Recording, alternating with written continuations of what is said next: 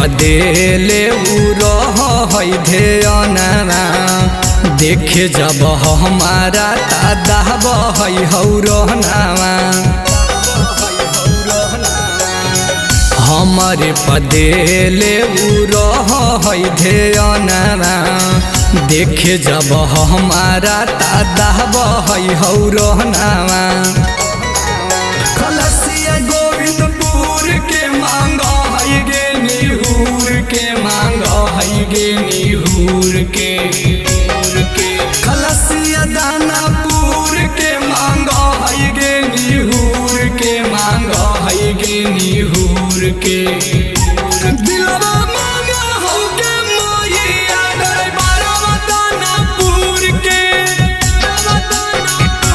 चुमा मांगा हो के मोहिया दरबारवा राघोपुर के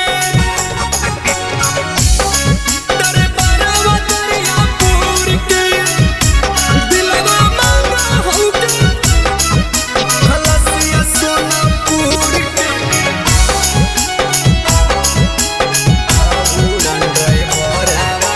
छौड़न ड्राइवरवा है बदमा सगे मारी के कनखी बोलाबै हमरा पास गे छौड़न ड्राइवरवा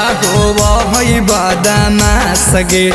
मारी के कनखी बोलाबै हमरा पास गे।